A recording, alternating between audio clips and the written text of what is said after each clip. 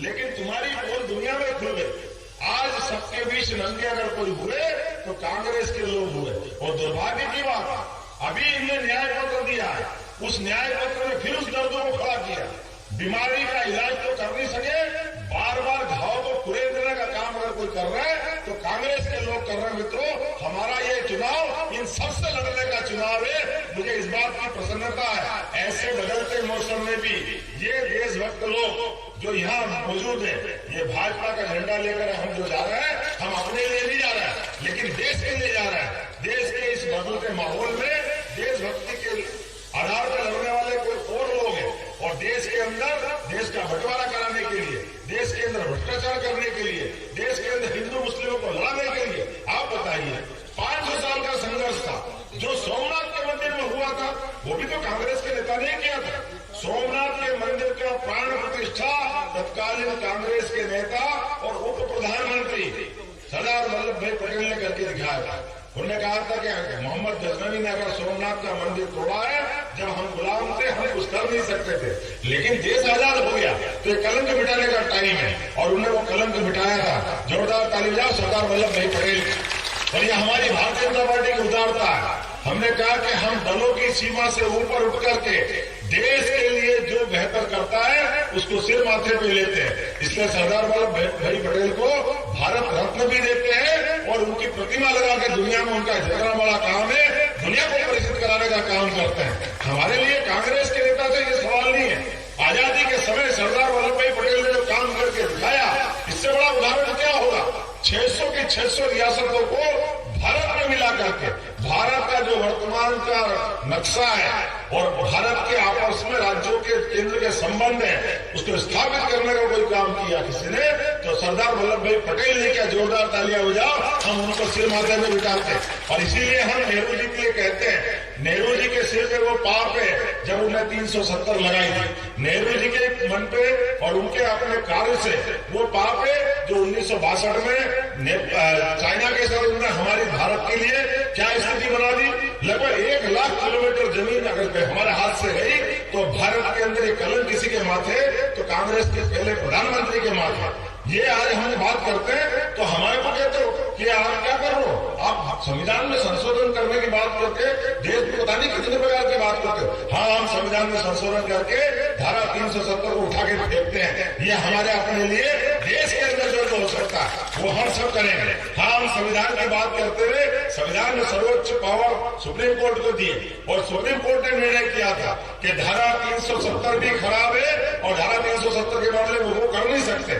लेकिन ये लोकसभा और राज्यसभा का मामला था, जब बहुमत होगा हम बदल देंगे। हमने वो करके दिखाया। आपने सुप्रीम कोर्ट का निर्णय बदला था, कांग्रेस ने निर्णय किया कि हमारे इस देश के अंदर जब सुप्रीम कोर्ट ने निर्णय किया कि मुस्लिम बहनों की जिंदगी खराब करने के लिए 3 तलाक का कानून खराब है, लेकिन दुर्भाग्य के साथ कहना पड़ रहा है जितनी मेजोरिटी आज मोदी जी को है, इससे भी ज्यादा मेजोरिटी राजीव गांधी की सरकार को थी। 415 किसको कहते, 415 सांसद। लेकिन इतनी प्रचंड बहुमत के बाद भी अगर सुप्रीम कोर्ट को लज्जित करने का काम किसी ने किया है तो कांग्रेस की सरकार ने किया है। सुप्रीम कोर्ट ने तो निर्णय दिया कि भैया 3 तलाक खराब है, मुस्लिम बहनों की जिंदगी खराब होती है, इसको बदल दो। लेकिन कांग्रेस ने बहुमत के बलबूते पर सुप्रीम कोर्ट का निर्णय बदल दिया। ये जनता भूली नहीं है, ये हमको घर घर बताना है। और हमारे नेता क्या कर रहे हैं, हम क्यों वोट मांगने आ रहे हैं, क्यों तीसरी बार प्रधानमंत्री को बनाना चाहते हैं, क्योंकि हमको मालूम है एक टेन्योर में नरेंद्र मोदी जी ने हमारे तमाम आतंकवादियों का और पाकिस्तान सहित जो देश के अंदर गड़बड़ी करते हैं उनको ठिकाने लगाने का काम किया। जोरदार ताली बजाओ। सर्जिकल स्ट्राइक, एयर स्ट्राइक, एला वोट 2014 का हमारा उस हाथ में गया था। दूसरा अब ये वोट हमारा गया जब हमारे प्रधानमंत्री ने सुप्रीम कोर्ट को इज्जत प्रदान की। हम जय जयकार तो लगाते हैं कि प्रभु राम की जय, अयोध्या में भगवान राम का मंदिर बनेगा, लेकिन उससे बड़ी बात अगर किसी ने की है तो उससे बड़ी बात की है हमारे प्रधानमंत्री ने। ये फैसला मोदी जी का नहीं था, ये फैसला सुप्रीम कोर्ट का था। सुप्रीम कोर्ट ने निर्णय किया कि हाँ, अयोध्या में सरयू के किनारे जय जय श्री राम, भगवान राम का मंदिर, ये सही फैसला है कि वहां राम का मंदिर बनना चाहिए। ये फैसला किसका है, सुप्रीम कोर्ट का फैसला। लेकिन उस सुप्रीम कोर्ट के फैसले को आप में तो दम नहीं था सुप्रीम कोर्ट के फैसले लागू कराने का, क्योंकि जब आपकी बहुमत तो हमसे भी ज्यादा था, आपकी पोल तो तभी खुल गई थी, लेकिन आपने उस समय भी उस सुप्रीम कोर्ट के फैसले का पालन नहीं किया। और इसका तो आप सवाल ही नहीं उठते, इसके तो सारे कीटाणु जीवाणु आपने ही फैलाए थे, आप ही कदम कदम पे परेशानी खड़ी कर रहे थे। आपने भगवान राम के जन्म का और उनके पैदा होने का प्रमाण मांगा था। आपने कहा था कि क्या प्रमाण है कि भगवान राम अयोध्या में पैदा हुए। अब जनता बताएगी क्या प्रमाण है। जब चुनाव आया तो अच्छे अच्छे की हवा निकल रही है, अब भागते फिर रहे हैं, अब कह रहे हमने भी चंदा दिया है। अरे चंदा नहीं दिया, तुमने तो गलत धंधा किया है, जनता तुम्हारे से हिसाब चुकता कर लेगी। कैसी समाज, कैसी बात। आपने देखा, मुझे इस बात का गर्व है कि नरेंद्र मोदी जी ने न केवल सफलता के साथ इस भगवान राम के सुप्रीम कोर्ट के निर्णय का पालन कराया, बल्कि 33 साल पुराना जो सुप्रीम कोर्ट का फैसला 3 तलाक का था, 56 इंच वाले का सीना और मोदी है तो मुमकिन है, वैसे ही नहीं कहते हैं। अगर वो निर्णय का भी पालन कराया कि 3 तलाक गलत था, गलत है और गलत रहेगा, तो नरेंद्र मोदी जी ने फैसला कराया जोरदार ताली बजा करके हमारे अपने सुप्रीम कोर्ट के निर्णय का पालन कराने में जिस प्रकार से मोदी जी ने काम किया। तो आज बदलते दौर में अब जो वोट मांग रहे हैं, आज जिसकी बात कर रहे हैं, वो क्या बात करने के लिए आए। आज हम बात कर रहे हैं दुनिया में हजारों हजार साल से भारत की संस्कृति सर्वे भवन्तु सुखिनः, सर्वे सन्तु निरामया, जियो और जीने दो, इस उदात्त विचार के कारण से जानी जाती है। दुनिया में उमड़ते घुमड़ते अशांत माहौल में, लूट पाट और तमाम प्रकार की अलग प्रकार की व्यवस्थाओं में अगर आशा का कोई केंद्र दुनिया में अलग अलग देशों में दिखाई देता है, वो एकमात्र देश भारत है। उस भारत की भव्यता दिव्यता को दोबारा बनाने के लिए अब की बार तीसरा वोट हमारा जाएगा, इस बात के लिए जाएगा कि हाँ, हम भारत का मान बढ़ाने के लिए वोट मांग रहे हैं। बोला अपन तैयार है के लिए, भारत का मान बढ़ाने के लिए, भारत का सम्मान बढ़ाने के लिए, भारत की अच्छाई दुनिया में बांटने के लिए हम अपने कैंडिडेट को भूल जाएं, हमारे अपने मंच में बैठे हुए नेताओं को भूल जाए, लेकिन भारत माता की जय जयकार को कैसे भूल सकते हैं। भारत माता की जय जयकार के माध्यम से दुनिया में मानव संस्कृति की पुनर्स्थापना का ये बड़ा आह्वान है। और मुझे इस बात की प्रसन्नता है, हमारे कार्यकर्ता अपने जान की बाजी लगाकर भी अब तो दिख ही रहा है, अब की बार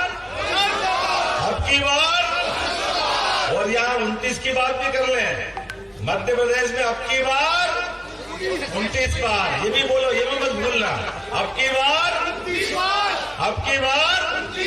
इधर आवाज नहीं आ रही, जोर से बोलो, अब की बार हम सब मिलकर संकल्प करें।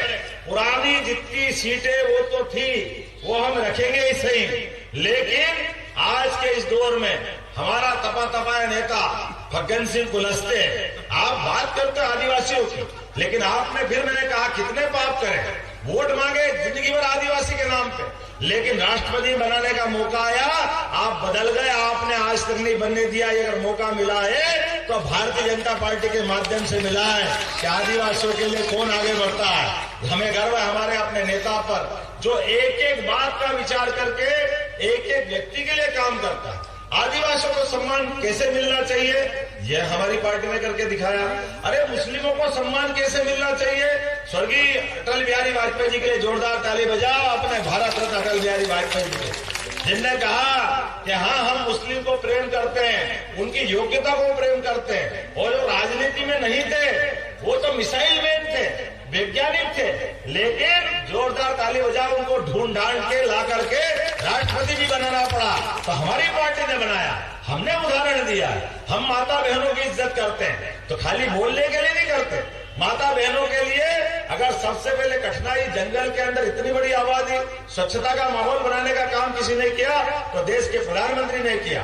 तो आपने शौचालय बनाने के लिए अगर आह्वान किया तो माता बहनों की इज्जत बचाने के लिए किया, और देश की इज्जत बढ़ाने के लिए जोरदार ताली बजाओ। ये पहली बार किसी ने बड़ा काम किया। और तो और 22 करोड़ गरीब लोगों के लिए मकान, वो भी जिसका खुद का मकान नहीं है।